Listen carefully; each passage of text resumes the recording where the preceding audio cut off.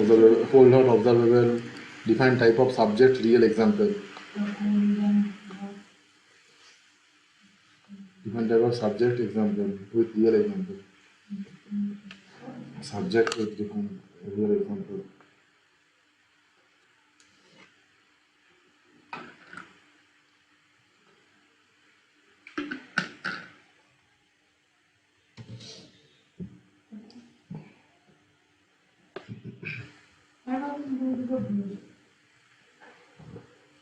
তারপরে moral system design যত পড়বো তত উত্তর বেরিয়ে আসে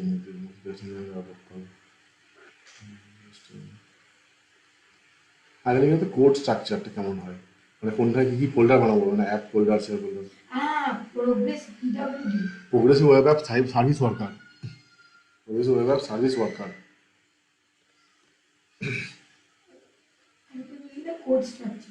কোড স্ট্রাকচারটা কীভাবে হয় মডেল স্ট্রাকচার?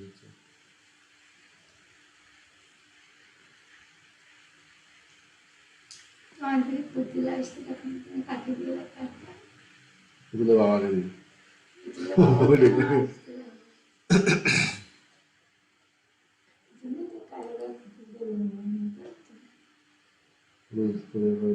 না, আমাদের চিন্তাও না বলি, আমরা ঘরে খাওয়ার জন্য নিজে হাতে আমি খেয়ে আসছিলাম, বুঝলি জিজ্ঞাসা তুলে দেওয়া বাইরে লুচি আলু খেয়ে আসছে প্রচুর বল, কিন্তু ধনী আসছে, ব্যাকগ্রাউন্ডে ধনী আসছে, ধনী আসছে না, পুলিশ পুলিশ আচ্ছা আচ্ছা। Hello. Yeah, hi, Ines. Hey, Arghya. Yeah, am I audible? Hello. Am I audible? Yeah, you are audible, Ines. I can't hear you.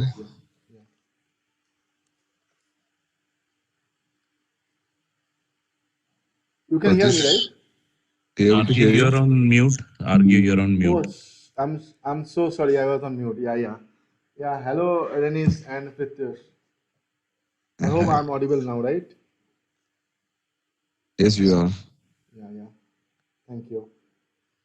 Yes. All right.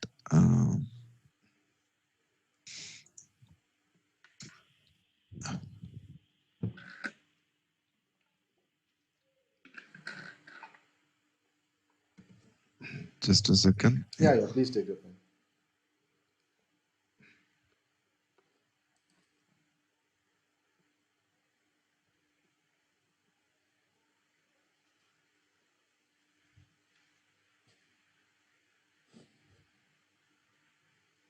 So you I hope I'm pronouncing the right name. It's like Arghya, right? Arghya Pal. Arghya Pal, correct. All right. So Arghya, then just to start with, can you give a small introduction about yourself and the areas which you are currently working, and majorly the responsibilities which you have, and what's your expectations when you go with a change in job, and what is your career aspiration and so on? Yeah, sure. Thank you so much for giving me this opportunity to introduce myself. I'm I'm having 8 years of extensive experience as a full stack developer. Majorly, I have worked with front end, and recently last 3 years working as a full stack also. So coming to the front end, I'm well versed in the JavaScript, Angular, React, and all those technologies. And in the backend part of it, I use mainly Node.js to write the APIs and all those services and all. And DB, MongoDB, sometimes NoSQL or SQL, other DB. So like that, I'm establishing the full stack domain. And additionally, I do have also experience on not only the development lifecycle, the deployment and maintenance lifecycle of a complex software project. I do have experience like tools like Argo CD, Docker, Kubernetes, generating CI/CD pipeline for the projects, Git, Jenkins management tools. So those things I'm well versed into that. The same thing we have done for our same project as well. And your next question was my goals and aspirations and all. So I love to integrate a lot of challenging solutions for me. And when it comes about UI, I focus on system design part of it, trying to. I mean, in the next level, level, I want to think myself as a UI architect level, who can contribute as a full stack as well. Primarily in the UI is my specializations. and so that level I wanted to take in. And current project role and responsibility, like here we are working for a dynamic content assistant project that is a kind of seamless integration between Salesforce and our Angular application, and a lot of third party places we need to provide the data and all. It's a kind of data publishing and like content publishing website, you can say. Like a lot of content comes, a lot of modifications we do and pass it. So we need to connect to the defined BS from the client, get the requirements sorted, noted it down, and there are defined Scrum Master also available. We developers are also part of that. So we collect the requirement, then in a story where it is assigned to all of us. In a sprint by sprint, we keep on delivering the same things. Many times we need to also project few of the requirements to the BA, like what could be the better way to achieve the solution using wireframing and all those things. I need to groom the juniors, like who join the project, need to do a lot of code reviews activity, and also single-handedly contribute and architect many of the places where it needs my expertise to be support in. And so yeah, I also take a lot of technical sessions and a lot of new things for the entire forum across Accenture. So that is how it is. I love like explaining complex topics in a beautiful articulated picture way so that it's become easy to other people for understandings. I love doing that. So yeah, that's a quick summary about me. If you would like to know anything specifically, would be happy to answer the same. Sure. Thank you. So, you have total 8 years of experience, right? Yes, yes. Okay. And what is your current CTC? Current CTC in my current organization is 13.2 LPA, 13.2. Okay. And what's your expectation? So I'm holding an offer from a product-based company. They are offering me 26 LPA. So during the start of the discussions, we talked to the HR like with the expectation that was 30 LPA would have been great. Okay. Nice. So, what was the reason for your change? So as I mentioned, the project that I was currently working in, I have been the like from the ideation to the prototyping, from that phase to the entire delivery phase, I was part of that. And but it was almost end of it, deployment and other things. But here the release process is not that much easy. So I always, I mean, motivate. A lot of new works motivates me every time. Like a lot of challenging works, a kind of complete coder. I am a coder, so I cannot sit idle. Like no work, some one or two tickets are coming. I don't like to do that. So that's why I started looking job inside the organization or outside the organizations. So on my way, whatever the jobs I'm getting and how I'm getting a good role in it, I mean, uh, going and giving my best out of that. At the same time, if you see the financial aspect as well, so here that was little low. That is also a matter that also attacks all of us. So that is another reason also we can say. All right. So, initially, you have touched upon you were contributing on the architecture part of it, right? Yes, So, yes. can you give some insight about what exactly you are doing when you are into the architecture role? See, okay. In the architecture role, generally, just let me share my screen. Can I share my screen for a minute? Mhm. Yeah. So yeah, so as I tell, like when I am architecting something, so that time I am not only just doing the development part of it, I need to do the design part of it also. Like one, if we talk about the UI part of it, there are a lot of things inside the UI. So I need to think about like any project, it is starting something. So which tech stack we are going to use it? It is Angular or React. Okay, and what could be the best part of it? We need to find out the use case of it. Okay, and then we need to establish those kind of communications. Or second thing we can think about like our project. We need to understand like it's a big project. Hotel modules will be the part of it. What is the requirement? What is the minimum viable product that we should first pass it to the client, then we can keep on increasing one by one, increment by increment. Okay, those things we need to think about at initial level. Establishing the micro front end way of delivering so lot of things. There might be cases like entire project cannot be built in Angular. It can be some of the part is Angular, some part is in React, some part is in normal jQuery and other things also. How can we establish the communication between all of those things? Okay, so those entire part as a architect we need to give the solutioning to it and proceeding towards that. Okay, a lot of communications, like once we talk about defined projects, there are different communication mechanisms, so that we need to establish accessibility's point of view. We need to think about that it should be accessible like from every screen reader activity, you need to think about it, consistency part of it, okay. Even offloading, like if there is no internet connections, how things will work. There are a lot of things comes once it comes about system designing, how we are going to implement the caching mechanisms, DB mechanisms, how all the performance, mainly that is the most important part. Anyone is having very little span of attraction time nowadays. So performance should be top notch so that our page loads time is really fast enough so that we can do all those things, logging, the monitoring, other things. Okay, so these are the few things that we need to, I mean, keep on doing that, unit testing framework and all those things. Okay, so these are few things that if we do rigorously, so it will be scalable, security wise also it will be good, and it will be maintainability will be also achieved. The architecture, infrastructure, and the interface will be provided in a better way. So that is my point on that. So basically, you have touched upon the entire area of a life cycle. Correct.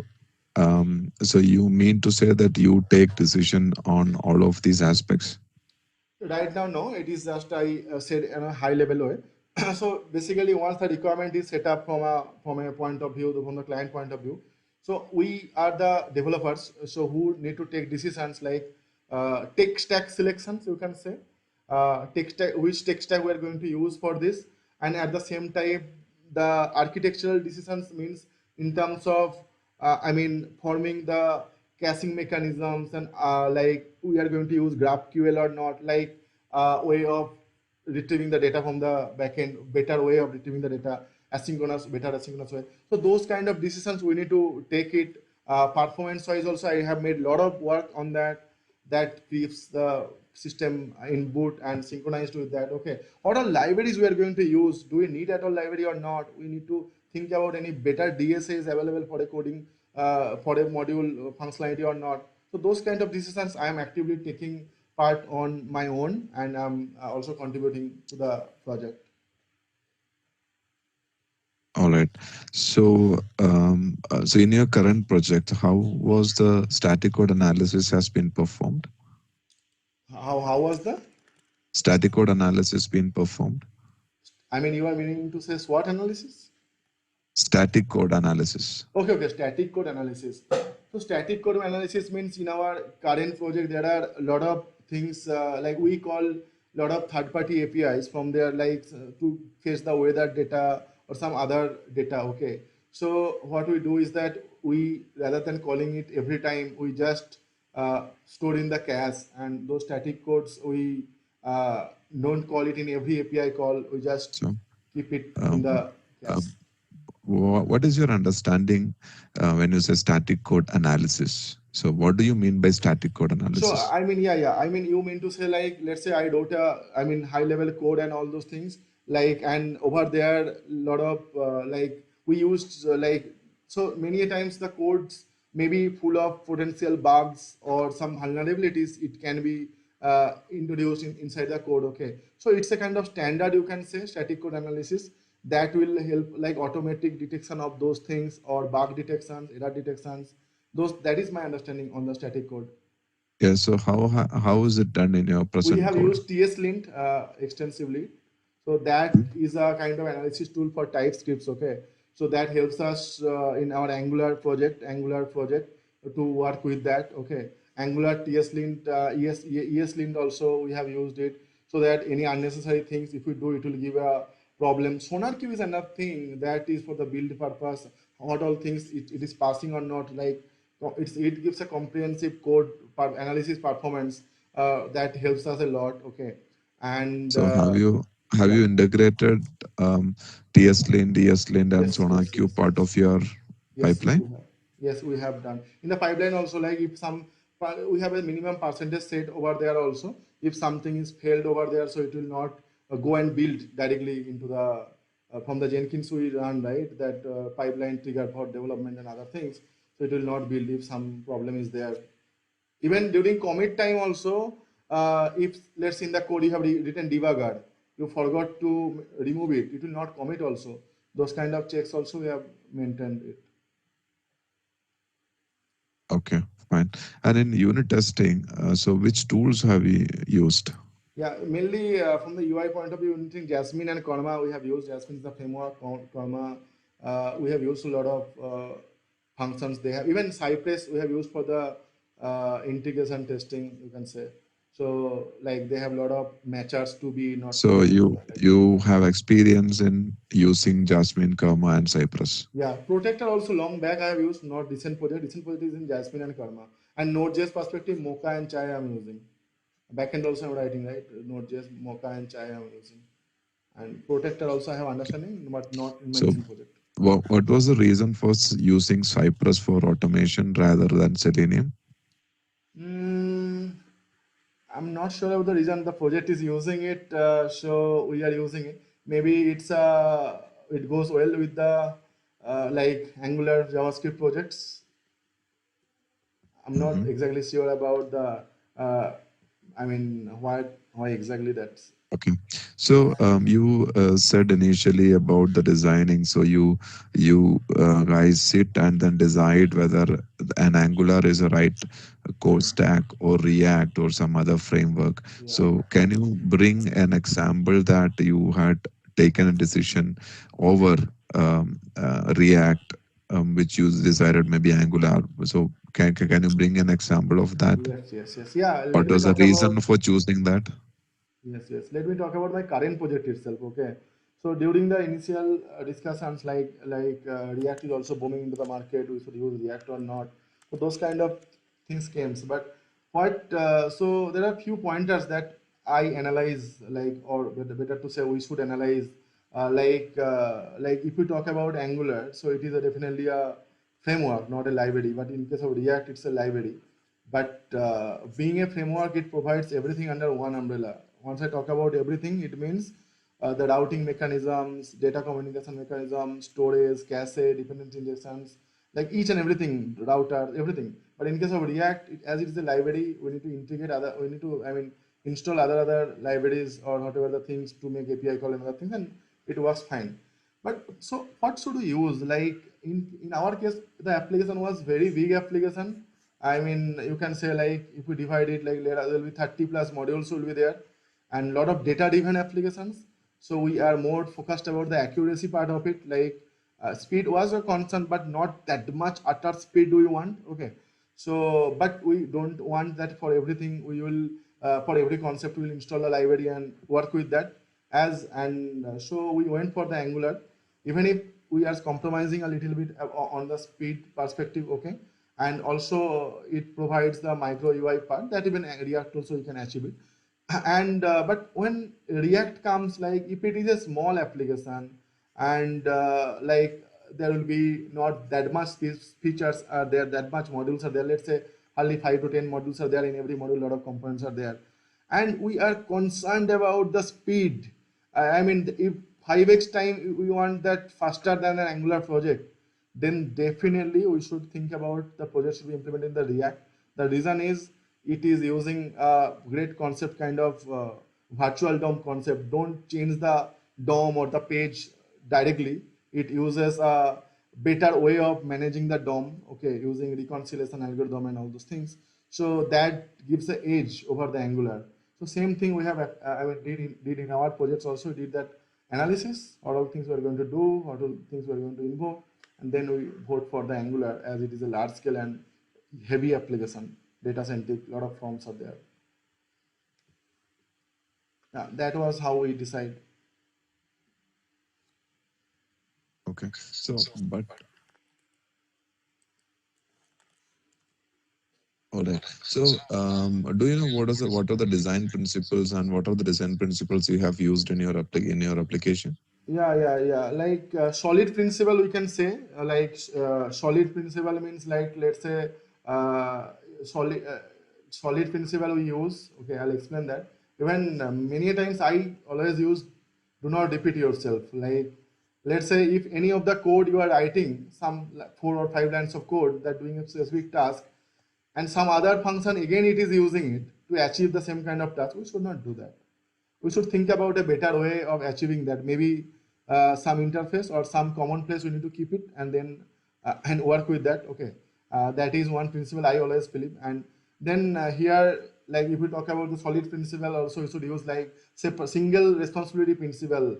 It means like any class or any functions, any module, any component we are writing, that should have a single responsibility. That should not do two or three other tasks at a time. If it is doing, then break it, make it another more micro modules that is achieved. Or and again, you can think about any functions or any thing we are writing, any modules, functions we are writing, that should be open, that should be always open for extension. Okay, I mean, but we cannot, I mean, modify that. It is closed for modification, you can say. Okay, so that principle we need to think of it.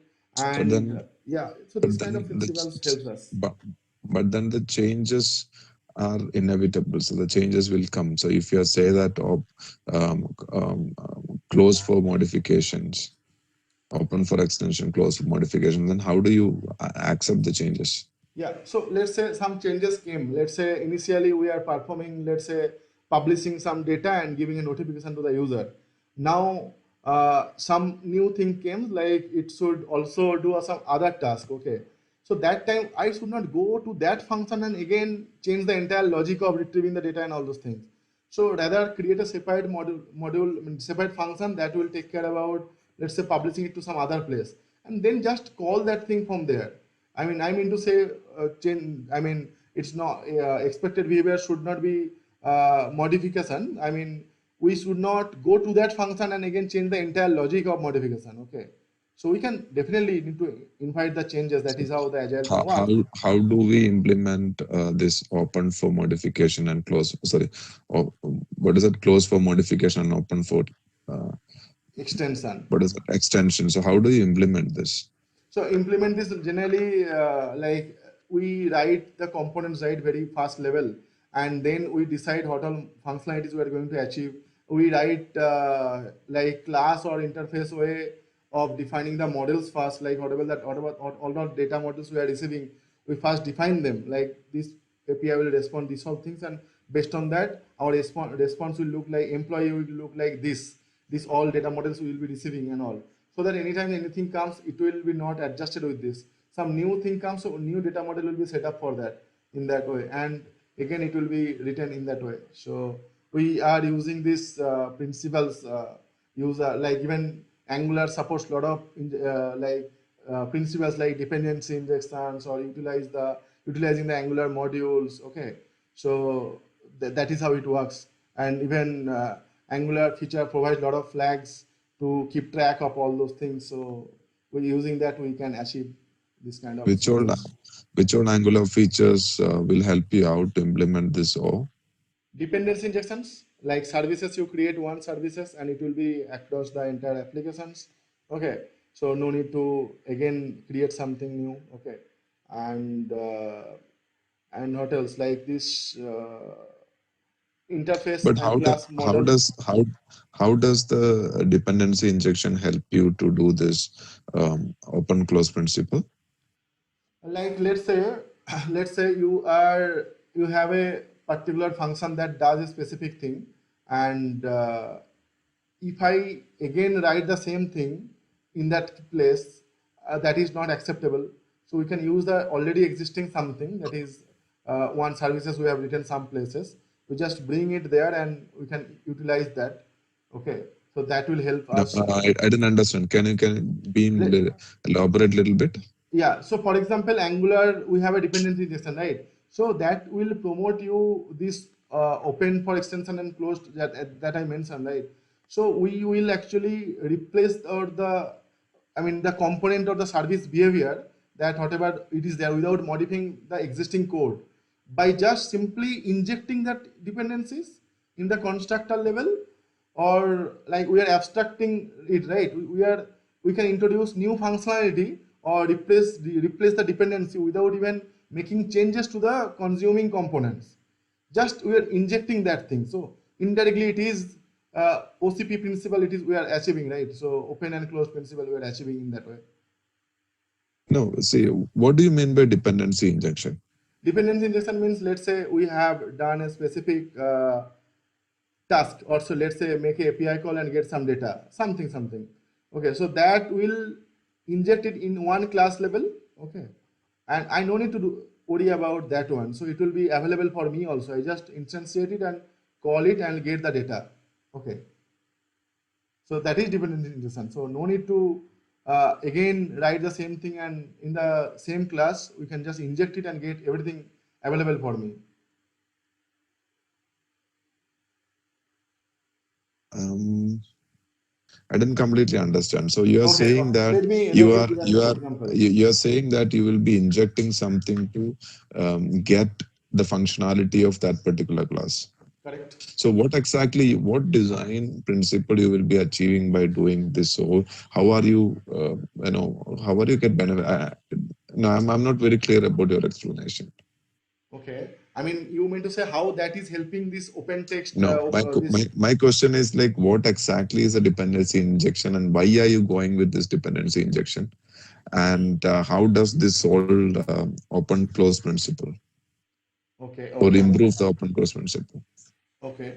So, so dependent injections, as I mentioned, like I just described that one, like some functionality or some features, we are just reusing it, and one instance of it will be created, not multiple instances will be created.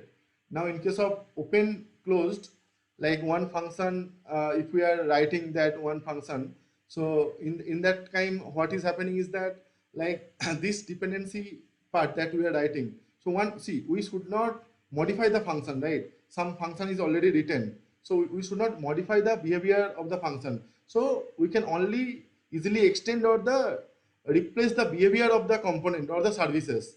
Whatever we have, component or services, we can replace that without modifying its existing code. So if we inject the dependencies, okay, or the like through interfaces or some extra classes, we can introduce a new functionality, okay, or replace the dependency without making any changes to the consuming component. So indirectly we can say that it is also achieved. Okay. Okay. Let's move on to other Yes, aspects of please. solid principle. Um, Yeah, so solid principle, how was that? Like I discussed, I discussed SO S you have O done. L. L is something. L is something. Some Liskov or something was name. No, name I forgot. Some superclass subclass principle was mentioned actually in that class. Like it says like if you have a lot of objects or lot of subclasses are there in your project or some places, so that should be replaceable with the object of its own subclasses. Okay, without affecting the correctness of the program. Okay, so that kind of something. And to be very frank, I have not used that much extensive way of utilizing this. I only know the terminology of it. Okay, and I have not used that much way of this one. And another thing is we have also used AI, that is I, interface segregation principle. It means that means like let's say you are not supposed to, or we are not. It says that any client or anything should not be forced to depend on any interface that we don't use unnecessarily. If we use that, then our bundle size would be increased and our load time will be impacted. Okay, so it segregates that concept over here. Yeah, Can you explain again? I didn't understand that yeah. context. For example, I don't need a pen. I'm not supposed to write something, but I'm still carrying with a pen. So that is increasing the weight of my pocket, right? So similar way, if we are using a interface, okay, that we don't need, okay, so that should we are not supposed to be forced to depend on any interface, okay, that we don't use, as simple as it is. So if we use it, our bundle size would be increased, okay, and it will be making more heavier the application, and the load time performance will be also impacted. That is what the interface segregation principle says, okay. And the last one also I mentioned, that was dependency inversion principle, that basically states the high level modules should not depend on the low level modules. And these kind of concepts we mentioned over this dependency So inversion. have you implemented this dependency inversion principle? Yeah, so like like whenever we are designing any component, so we always keep it in mind, like any high level module is not dependent on the low level module. Like that helps us to What encourage. does what do you mean by high level module and low level module? High level module means, let's say some parent module is there, okay, that does a lot of tasks, and that is having some child module, okay, and that can be consist of a lot of other modules, okay. So in that time we should not write any code that that should follow this principle properly, okay. Mm. Okay. Can you draw a very high level component diagram of your particular application which you are currently working? Yes, please. I'm drawing 1 minute. Very high level is I'm sufficient. not Okay. going in that depth. So this is our UI application, and UI And application. can you make use of UML notations? Hope you are familiar with UML notations. Yeah. UML notations you are asking, right? That show it is our UI applications, and like it talks to our like backend applications, and like once it talks to the backend applications, like like it will first have the API gateway. I forgot the UML notations. Okay, I'm just drawing as of now. Okay, Mm-hmm. so we have a UI application. Okay, so in the UI application we have different parts of it, like like as I mentioned, different components we have. Let's say in this current project, if I talk about it, so current project, if I talk about it, it is, let's say, some feature modules are there, a lot of other modules are also there within this. Okay, and so those modules are inside one repo, inside one mono repo.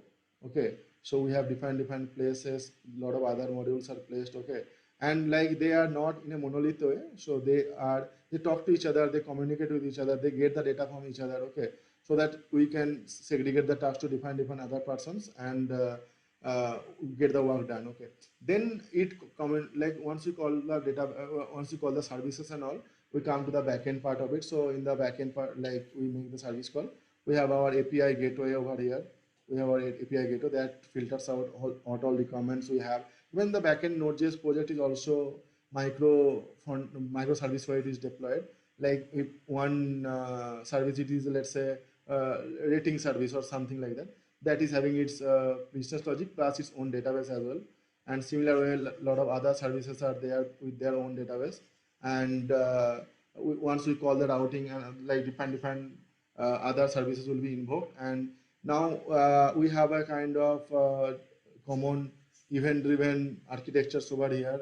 Like we are using Kafka as a message broker. So we publish something and then we subscribe some things. Okay, once they need to talk to each other, they can communicate in that way. Okay, and then it connects to the like if some third party, we need to pass some data or trigger some event, so it pass something. A lot of bad jobs are there. They take care about post deployment, like parse the data or send trigger the email report generations. Those things we have used Argo CD to achieve those things. So this is a high level sketch of the UI. We have used authentication mechanism also over here, like JWT authentication. We pass the user ID password with the encrypted way. We get the token generated from that, and then in the subsequent call we pass it to make it secure, security of the applications. All the API, all the configs and other things that are there in our application are stored in the HashiCorp vault to make it secure. We have deployed that thing in the Kubernetes HashiCorp vault, and we access it in that way. Can you concentrate only on the Yes, UI? Can you yes, go please. a little deep in UI? How does the UI architecture look like? Yeah, so UI architectures, like we have, let's say we have someone is, you want me to break down the UI modules, all the modules? So I'm saying like how if I ask you to draw an architecture diagram of your application in the front end, how will you do this? Yeah, so architecture diagram of the Angular project, if I talk about, so in that case, what will happen is that let's say we have our different modules, module one, module two, like the different modules are placed. Okay, and every module will have a lot of components into that. Component one, component two, component three, component one, component two, component three. It will also have lot of components into that. And we have a standalone, we have a standalone like services, are some of the things are standalone services are also there. So they communicate the like that are in the entire application level. They will pass the data from one module to another module. Okay, and yes, we have also used, and it is a big project, the store management also we have used. So we have our in this architectures, I'll also fit this part also. Like we have a store, and then we every component now, let's if we consider the C1, so we have a particular, let's say, component C1 that will dispatch an action, and from that actions we like create we call a reducer, and the reducer will perform the update or some change of the state management using the store of the entire applications. Okay, so and then it will again reply back with the new state to the component with the help of selector. Okay, so that is the, if I zoom this particular component level, and there are a lot of services and pipes. Okay, those things are placed inside that, so they talk to each other.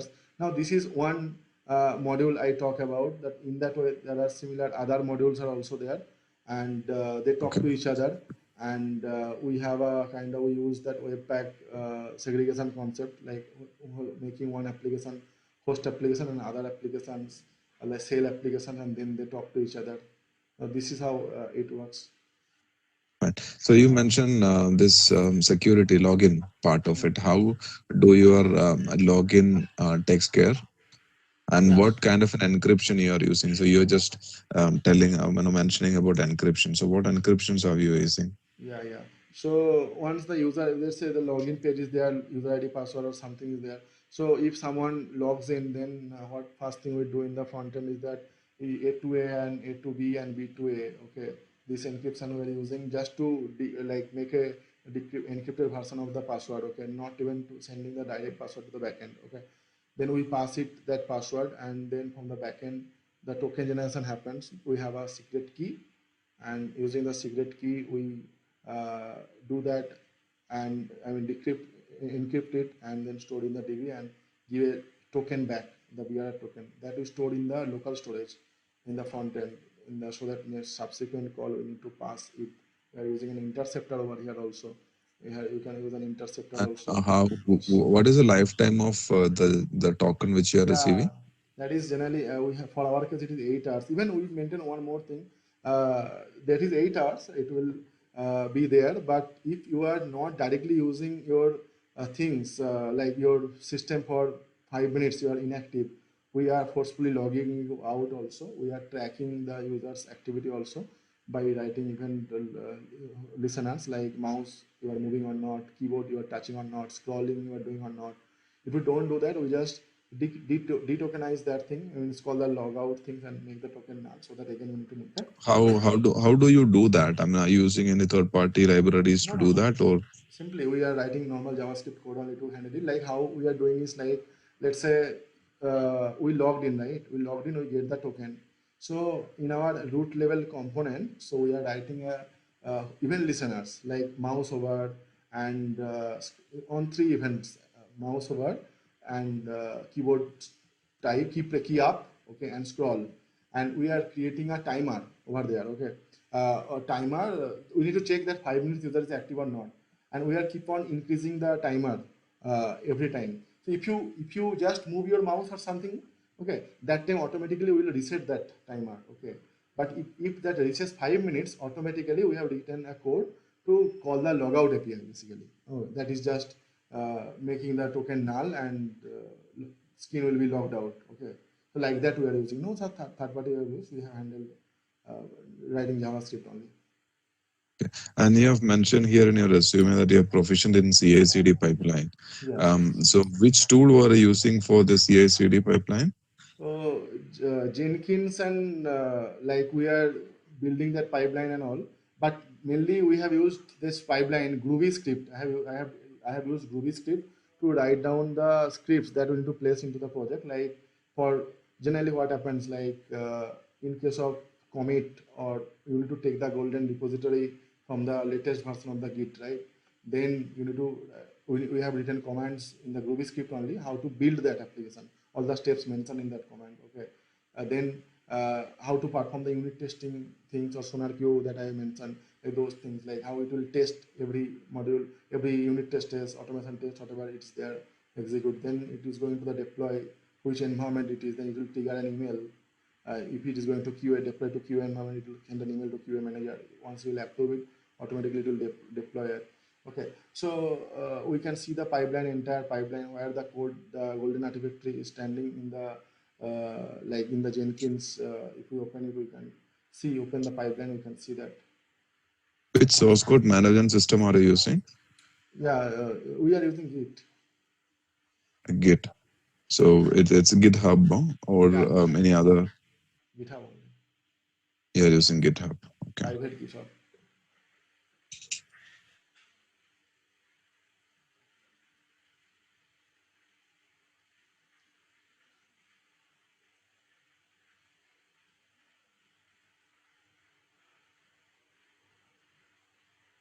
Okay. So, and which version Angular 14 are you using? Okay. Mm-hmm. Current project Angular 14. Recently Angular 16 also came. I'm using Angular 14. So, is your application using any theming libraries, or how do you theme your application? Yeah, Do you have so such requirement? yeah, not really, not that way, but in my previous application, I used that kind of concept. Digital, like in our application, mainly Angular materials are used, okay, for theming perspective. But I have worked on a project that's not written in the CV. I mean, before to this project. So that is something we have focused on the digital design system, DDS concept of it. Okay. So we created a theming project using Material UI, digital design document specific. Okay. So the goal of this project was like create a theming project. Like if you see Indigo's website, Indigo's flight website, you can see everything blue color button, blue color background entirely. Similarly, for a project, any client, they have their own theme, custom branding. So we have created the entire button colors, definitions entirely in that project. Now in any Angular project that client is going to introduce, they can just import that theming project and the theming will be taken care of it. So if you use the primary button, automatically that kind of branding specific color will come. We have used this kind of POC, and the project was also implemented it. So Storybook also helps us to achieve these things. Okay. So you said like you are using Angular material in your current project. Correct. So are you using the default theme in the Angular material, or are you using your customized Angular theme in the Angular material? No, no, we have overwritten many of the things in that, like as per the client needs, like button color and other things. Uh, for example, primary is not always blue; it is something as per the client needs, and brown is okay. So we have overwritten many of the things for that. Okay. So why have you not used Bootstrap instead of Angular material? The only reason is Bootstrap gives yes, lot of components in one go, but Angular material provides more than that, we can say, uh, because Bootstraps are only restricted about the styling and the components that it provides good carousels and other things. But Angular material is much more than that. Even Angular community goes well with the Angular material itself. So that's why we have chosen Angular material to, I mean, build the drop down, select, text box, and all those things. So that's why it took, and it is also using material UI pattern in the background. So that is having more community also. A rich component library are present compared to Bootstrap also. It is consistent designs are also achievable using that. Bootstrap up to some level it is good, but theming and customization perspective, if you talk about this material UI provides a lot of good theming and customization approach. That's why. Mhm. So have you used Bootstrap also? Yeah, we have used different other applications using Bootstrap also to achieve responsiveness of it. It provides a lot of rich component. We can simply plug and play, kind of reuse it and write some changes, and we can use it. So, while writing this unit testing, you mentioned you had experience in Jasmine, Comma, and Cypress. What are the challenges you have faced while you're writing unit testing? Yeah. So main challenges comes once it is like API testing we are doing. Let's say we're writing a test suite and that needs to test a API and not a single API. You need to. I faced a challenge like that the API that we get again another API we are getting some response. Then we are combining the response and then performing some logics. So there I faced little challenges like we need to mock the responses properly and stimulate that kind of response from making a call and then check both of the things and then before passing it to the test matchers and other matchers. So that is a challenge that we can say we can And face in this. how did you mock this API calls? Generally, if we call any API and that let's say some that returns few things, let's say name, age, something, some specific things returns. So we uh, have a, I mean, what all key values it is coming that we have, right? So we write that things, okay, and then we make a real call with a default data, let's say user ID 1 or 2 like that, and then we try to match that if both of the things are same or not, okay, and then we try to match it. No, I didn't understand. So that means like in the UI, you are not really mocking it. You are getting the data. Now we are getting the data, So, but we need to verify, right, that it is the so data how or do you? not. My question is like, how do Yeah. you mock the UI calls? Are you using any tools to mock? Knock is another tool, CK, I think. So that we have used to mock the similar kind of responses that we are expecting to achieve. Mm-hmm. We are injecting this as a dependency and then making the call out of it. Okay. Have you heard about encapsulate what varies principle? Encapsulate. What varies principle? It's like kind of in the design principle used to say that okay, we have to encapsulate what it varies, what it changes. Encapsulate what it changes. Do you know what is an encapsulation? Yeah, encapsulations I know. Let's say once I'm eating a capsule, so inside that there are a lot of things I don't need to be worried about that thing. That the producer has made all those things. I just drink the capsule and it is doing its own work. So hiding the unnecessary details from the real world, that is encapsulations. Okay, abstracting the things. Okay, So so whatever you said is an abstraction, right? How yeah, does it become an but it is encapsulate? encapsulating. And I mean, for example, if we talk about object-oriented programming language or other things, so we write a lot of private class variables, right? And public methods. And we expose the public methods to the outside. We cannot expose these private methods, private variables. The public methods has the access of these private things. And so in that way, we are encapsulating our securing or encapsulating this uh, these private things, okay, and but we call the public and get the data whatever. Then let's say I need 12 months salary of mine, so I'll call it and it will access the salary variable. It will multiply it and give it. It will not give access to this. So that is how it is. So encapsulation variation principles, I'm not that much well versed in it, but if it is related to encapsulation, that means some sort of things it is doing. I'm not sure about it, like some sort of How I hope your current application is easy to maintainable, right? yeah. So how do you implement or how do you taken care or what are the steps you have taken to develop an application which can be easily maintainable? Such especially in case of a UI. So what all areas which you had focused? Yes, so like to make it scalable or I mean easily maintainable, like this component based document we are using, like what all things we have already as a component so that any other person cannot use that component. Even the module architectures that we are also using, so like we can specify like what all modules are there, that is the part of the component. Or mainly we are also using that separation of concern logic also, like that means like service data access, these all things are a separate layer, not in one layer we are writing all the code to make the call to some other layers is written in other layer, not in single layer we are not writing that. We are also using extensive use of RxJX, that is nothing but the reactive programming. That gives a lot of features, like we before we passing the data directly to the component, we can make a modification. For example, let me give you a real life scenario that really helped all of us in a recent ticket that helped us. Like the our client user said that there was a requirement to display the first name, I mean full name.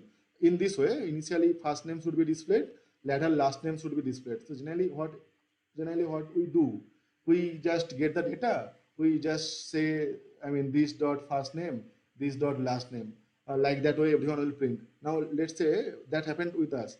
The client said, no, I don't want that in this format. I want last name to be displayed first, then the first name to be displayed next. So but as we are really concerned about this model and all those things, we have a class that gives a full name concept. Okay, we have a model, that model class based way of defining the model, and before passing the data we have a method called full name, that is nothing but a concatenation of first plus last. So we did not have to go every level and change that first to last and last to first. Rather, we just change the definition of this method. So that took care of our entire, I mean, things, all those things. Another things we try to do, not sometimes achievable, that is test driven development. Like initially it is also said like to beta development comes if we write the test cases first, then we do that. But to be very frank, we don't get to get that much time and flexibility from the client to achieve the things. We have a requirement to bring the minimal viable product as early as possible, then keep on enhancing the other things.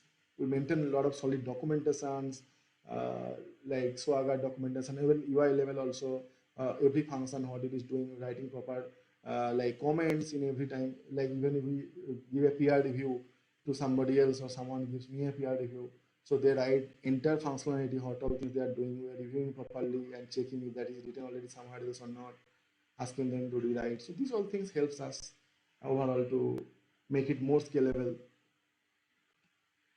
Okay, good, good. Thank you. All right. So, just to come to the end of this discussion. So, what is your main hobby Hmm. which you take care apart from the work? See, I love teaching. You can say teaching is my hobby.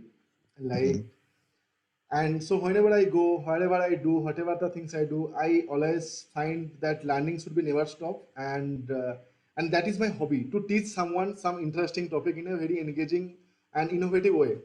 And if I get a chance, I can show you also. Like I recently took a presentation that was over 30,000, 50,000 employee, and I took a Docker and Kubernetes sessions with the help of my PPT and the contents. Okay, so that like how things works accordingly. Okay, so those things really helps me and motivates me, and I mean they ask a lot of questions. I love to do that.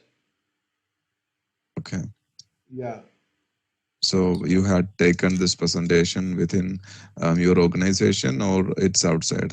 No, no, it is organization level only. So initially, one town hall meetings used to happen in every 15 days. Okay. Hmm. So there I used to participate for 15 minutes, quick tech talk, recent talk. Sometimes I talk about scalability, horizontal scaling is good or vertical scaling is good, and how with the real life practical examples. Sometimes I talk about latency, throughput. Okay. These all, I mean, interesting topics I bring and discuss. Then management found that this discussion, they gave a name, learn with fun with Arghya. They gave a name to this event. So every month, one or two events I take from last 1 year onwards, and that not only that our project, entire, I mean South region, they included that, and I take ownership of that, and that goes very nice. I love that there are a lot of questions come, even learning happens for me also. For me also a lot of things are unknown. It's obvious, no one cannot know everything. So I note down the pointers, they suggest a lot of topics, and that I try to bring out in the next discussions. Okay, so this is how I feel good. Okay, interesting. Thank That's you. nice. Area teaching, and yeah, nice, nice. Thank you so much. Great. Thank you so much for appreciating it. Great. Yeah. So, do you have any questions to me before we wind up? Yeah, first of all, thank you so much for Ines for the great connect, and thank you once again. So, like, if you just give me a one or two liners like about the projects that we are looking for these organizations and how the working culture is and how we do the lot of innovations and all those things. If you just give a quick highlight, that will be really appreciated. Yeah, sure. So the right now the project requirement is for a new platform which we are building. It's based on AWS, and then we basically work in a domain called energy.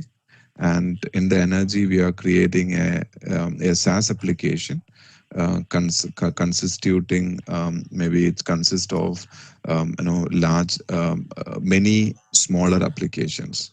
Okay, so this opportunity is for that application which we are building it from the scratch. Okay, Great. and the technology wise, we are using Angular 16 with Bootstrap and other tools in it. And the work culture wise, we are into mixed mode. It's like you have to come to office for 3 days, and then you can work from home for 2 days, and so on. Okay. Um, um, That's great.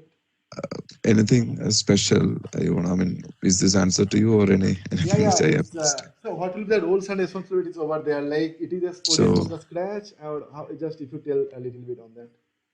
the roles and responsibilities are the right now. My understanding is it's for a full stack. Sorry, it's a full stack developer, and it could be a senior position.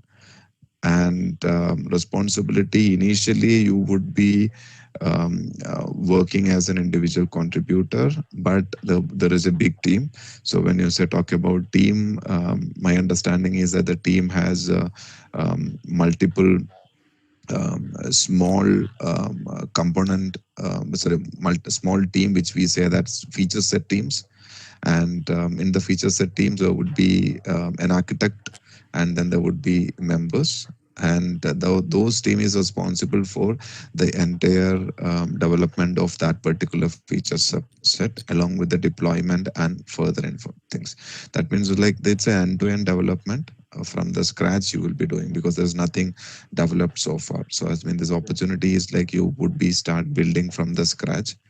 And a full stack developer would have an own advantage, because then you can contribute on the back end, and then you can contribute more. So and when you go up in the ladder, you will have an opportunity to be a architect. And if you want to build in your profession in the technical career, you can go in that way. Or if it's a manager career, you can also go for it in that way, because yeah. in that aspect Siemens having a lot of flexibility. Great, great, great. Thank you so much for clarifying these all things. Yeah, yeah. One last So thing, like it's not about the interview feedback and all, like, but I learn individuals like you, the talented minds like you. So, like, with your understanding in the last 1 hour of connects, like, if you just highlight what all things I'm good at and what all things I need to improve on it, that defines next level path for me also. Generalized feedback. yeah, sure. So what I understood is like you had a breadth of knowledge from development to deployment and so on. So you had touch upon multiple programming languages and the technologies. So what I feel that is that since as you are already in 8 years of experience and going up, an understanding on the architecture, and then a common way of communicating your architecture ideas with somebody. So you need a common a language of interaction. So that is something which I feel that you have to build, because then Yeah, you can effectively communicate your ideas of the architecture. And then I would say it's like when we look into the architecture, look really on the on the layers of architecture, layers of your applications which you have, and then how these layers would be interacting would be a really nice way of explaining how your application architecture look like. yeah. Right? Yeah, thank you so much for your positive feedback, and I'll definitely work on it. I need to practice more so that all levels of people can Sure. understand my idea and innovations, and I can contribute more. Thank you so much once again Thank you. for having Thank you, me. Arghya, for your time then. Yeah, Thank you. thanks Bye. for you. Have a good day, man. Yeah.